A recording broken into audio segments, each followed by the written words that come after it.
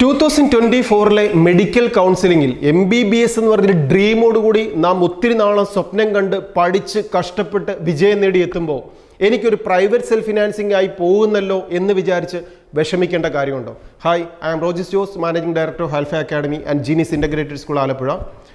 നമ്മൾ ഇന്ന് ഡിസ്കസ് ചെയ്യാൻ പോകുന്നത് MBBS എന്ന് പറഞ്ഞൊരു കോഴ്സ് പഠിക്കുമ്പോൾ എനിക്ക് പ്രൈവറ്റ് സെൽഫ് ഫിനാൻസിങ് കോളേജോ ഗവൺമെൻറ് കോളേജോ ഡീംഡ് യൂണിവേഴ്സിറ്റിയോ സെലക്ട് ചെയ്യുമ്പോൾ എൻ്റെ മനസ്സിലേക്ക് വരേണ്ട ഒരു ചിന്ത എന്താണ്? ഇത്ര മാത്രമേ ഉള്ളൂ. ഇവിടെ നാം ചിന്തിക്കുമ്പോൾ ഒരു ഗവൺമെൻറ് കോളേജ് ഏറ്റവും നല്ലത്, പ്രൈവറ്റ് സെൽഫ് ഫിനാൻസിങ് കോളേജുകൾ മോശം, ഇവിടെ പഠിക്കുന്ന വിദ്യാർത്ഥികൾക്ക് പ്ലേസ്മെൻറ്റ് കിട്ടത്തില്ല, അല്ലെങ്കിൽ എക്സ്പീരിയൻസ് കിട്ടത്തില്ല, മുന്നോട്ടുള്ള എല്ലാ കാര്യങ്ങളും തടസ്സമായിരിക്കും, ഇങ്ങനെയുള്ള ചിന്തകളൊന്നും വേണ്ട. ഈ ക്യാമ്പസുകളെല്ലാം ബെസ്റ്റ് തന്നെയാണ്. ഗവൺമെൻറ് എടുത്താലും പ്രൈവറ്റ് എടുത്താലും ഡീംഡ് എടുത്താലും നല്ലത് തന്നെയാണ്. എല്ലാ ക്യാമ്പസുകൾക്കും മെറിറ്റ്സ് ഉണ്ട്, ഡിമെറിറ്റ്സ് ഉണ്ട്. എടുത്തു പറയാവുന്ന മെറിറ്റും ഡിമെറിറ്റിൽ ഒന്ന് എന്ന് പറയുന്നത് ഒരു ഗവൺമെൻറ് ക്യാമ്പസിൻ്റെ ഫീസ് എപ്പോഴും ലെസ്സായിരിക്കും. നമുക്കറിയാം, കേരളത്തിൽ ഒരു ഗവൺമെൻറ് ക്യാമ്പസിൽ ഒരു ഗവൺമെൻറ് മെഡിക്കൽ കോളേജിൽ പഠിക്കണമെങ്കിൽ 23,000 റുപ്പീസ് മാത്രമാണ് ഫീസ് വരുന്നത് 1 ഇയറിലേക്ക്. അത് പ്രൈവറ്റ് സെൽഫ് ഫിനാൻസിങ് സെക്ടറിലേക്ക് വന്നാൽ 8 ലക്ഷം രൂപയാണ് ഫീസായിട്ട് വരിക. ഇനി ഡീംഡ് യൂണിവേഴ്സിറ്റിയിലേക്ക് മാറിക്കഴിഞ്ഞാൽ അവിടെ 20 lakhs അറൗണ്ടാണ് ഫീസ് വരുന്നത്. അപ്പോൾ ഫീസിനുള്ള ഡിഫറൻസ് ആണ് ക്യാമ്പസുകൾ തമ്മിൽ കമ്പയർ ചെയ്യുമ്പോൾ മെയിൻലി വരുന്നത്. ഇനി ഈ ഒരു വ്യത്യാസം അവിടെ നിലനിൽക്കുമ്പോൾ തന്നെ ഈ ക്യാമ്പസിൻ്റെയൊക്കെ അക്കാഡമിക്സിനെ കുറിച്ച് നമ്മളൊന്ന് നോക്കിയാൽ നമുക്കറിയാം, ഒരു ഗവൺമെൻറ് സെക്ടറിലെ ക്യാമ്പസുകളിലേക്ക് നോക്കിയാൽ അവിടെ നമുക്ക് വേണമെങ്കിൽ പഠിക്കാം, ഉഴപ്പണമെങ്കിൽ ഉഴപ്പാം.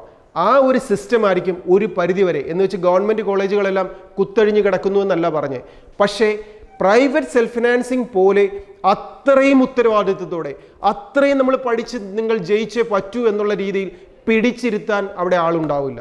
നമുക്ക് വേണമെങ്കിൽ പഠിക്കാം, വേണമെങ്കിൽ ഉഴപ്പാം എന്നുള്ളൊരു സാധ്യതയായിരിക്കും ഗവൺമെൻറ് ക്യാമ്പസുകളിൽ നമുക്ക് ലഭിക്കുക. പക്ഷേ പ്രൈവറ്റ് സെൽഫ് ഫിനാൻസ് സെക്ടറിൽ അങ്ങനെയല്ല.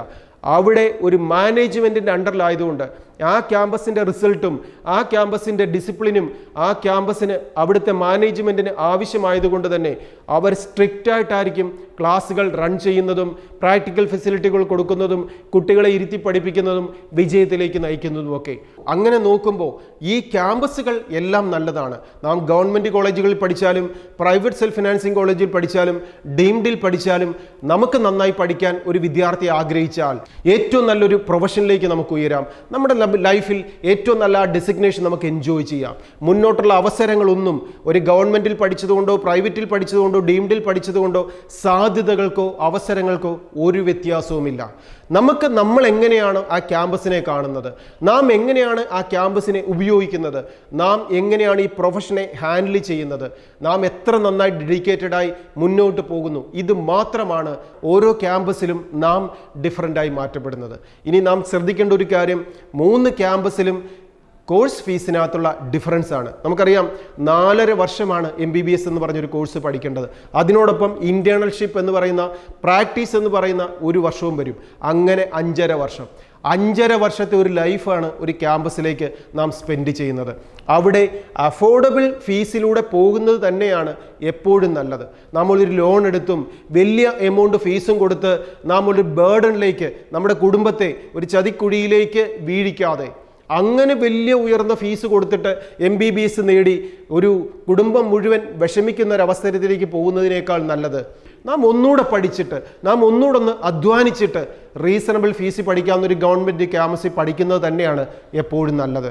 ഇനി അല്ല എങ്കിൽ എൻ്റെ കയ്യിൽ മച്ചായിട്ടുള്ള മണിയുണ്ട്, എനിക്ക് സ്പെൻഡ് ചെയ്യാൻ എനിക്കിനി കൂടുതൽ സമയം കളയാനില്ല, എങ്ങനെയാണ് മനസ്സിൽ ആഗ്രഹിക്കുന്നതെങ്കിൽ ഗവൺമെൻറ്റിനോടൊപ്പം തന്നെ നല്ല ക്യാമ്പസുകളാണ് പ്രൈവറ്റും അതുപോലെ ഡീംഡ് ക്യാമ്പസുകളും. ഇത് മനസ്സിലാക്കിക്കൊണ്ട് ഓരോ ക്യാമ്പസിലേക്ക് നാം ജോയിൻ ചെയ്യുമ്പോൾ അവിടുത്തെ അക്കാഡമിക്സ് എങ്ങനെയുണ്ട്, അവിടുത്തെ റിസൾട്ട് എങ്ങനെയുണ്ട്, ഡിസിപ്ലിൻ എങ്ങനെയുണ്ട്, ഇതൊക്കെ ഓരോ ക്യാമ്പസിലും പോയി അവിടെ പഠിക്കുന്ന വിദ്യാർത്ഥികളോട് കൃത്യമായി മനസ്സിലാക്കിക്കൊണ്ട് അഡ്മിഷൻ എടുക്കാൻ എല്ലാവരും ശ്രദ്ധിക്കുക. എൻട്രൻസ് മേഖലയിലെ പുതിയ അപ്ഡേറ്റ്സുമായി വീണ്ടും കാണാം. ഈ ചാനൽ സബ്സ്ക്രൈബ് ചെയ്യുന്നതിലൂടെ ലേറ്റസ്റ്റ് അപ്ഡേറ്റ്സ് ഒക്കെ വിദ്യാർത്ഥികൾക്കും രക്ഷിതാക്കൾക്കും എത്തിക്കൊണ്ടേയിരിക്കും. ഇനി ഏറ്റവും നല്ലൊരു ക്യാമ്പസിലേക്ക് 2024 എത്താൻ സാധിക്കുന്നില്ല, നമ്മൾ ഉദ്ദേശിക്കുന്ന ഒരു പ്രൊഫഷനോ ക്യാമ്പസോ കോഴ്സോ എത്താൻ സാധിക്കുന്നില്ല എങ്കിലും വിഷമിക്കേണ്ട കാര്യമില്ല. നമ്മുടെ മുമ്പിൽ ഇനിയുമുണ്ട് അവസരങ്ങൾ. നീറ്റ് എന്ന് പറയുന്നത് നമുക്കൊരു ഏജ് ബാറുള്ള എക്സാം ഒന്നുമല്ല, എത്ര പ്രാവശ്യം മാത്രം എഴുതാൻ പാടുള്ളൂ എന്നുള്ളൊരു എക്സാം അല്ല.